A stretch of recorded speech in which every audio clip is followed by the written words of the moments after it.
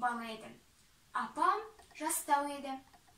Әке-шешеміз қиыр жайлап, шет қонып, мал соңында жүретін де, айында, жылында ғана болмаса, үнемі бет-жүзін көре бермейтінбіз.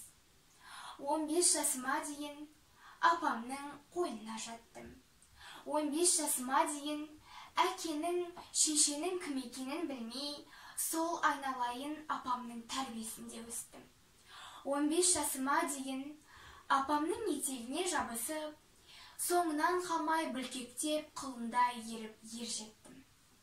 Дүниеде өсек аяң, қулық сұмдықты білмейтін, не болмаса тірі пендеге «Ей, сен сондайсың» деп қарамаған, не болмаса тірі пендеге тілі тимеген, жарықтық ораза намазы бұзылмаған, тазада тәкаппар әйел еді.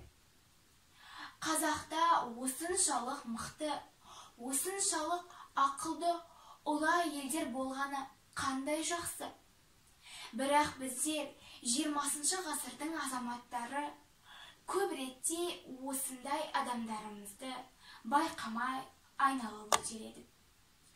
Айырылып қалған соң ғана ай өтіп сан соға өкінер едік. Өзгені қойып мықтымсып жүрген мына менің өзім. Сол апамнан неге үшін тірі кезінде-ақ неге бәрін киіз басып, үй тігуді, арқан есіп, терелеп, өңдеп киім тігуді, алаша тоқып, сырмақ тігуді, саба, сөйлетпе, торсық істеуді тәптіштеп жазып алмадым. Енді міне қолымызды мезгілінен кеш жермеп отырғанымыз.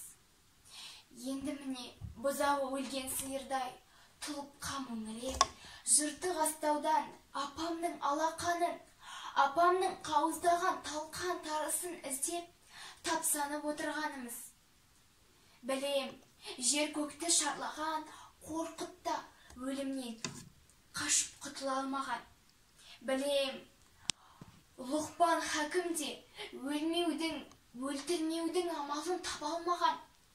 Адамзат өлім үшін туады, бәрін де білем.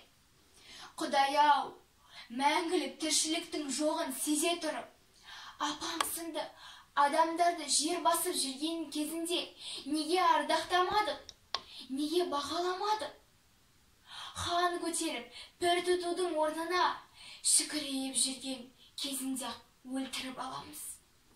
Егер олар ортамызда жүрген шағында ардақтап, әр сөз, әр ісін жоқ дегенде үйреніп үлгерсек, өлмегені ғой, өлтірмегеніміз ғой. Ал біз тірі кезінде өлтіріп аламыз. Қазір апам жоқ. Қара жер қойнына алған. 80 жыл жолдас болған жыртық астауда қаңсып қалда не? Қаңсып итаяқ болып қалда не? Апам ала кеткен жоқ. Дүние жүзінде апамның қойнынан аңқып шығар әжелік иістен жағымды не бар екен жалғанда?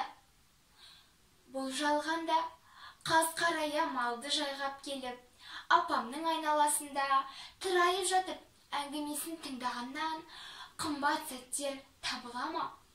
Қайта айналып келер ме?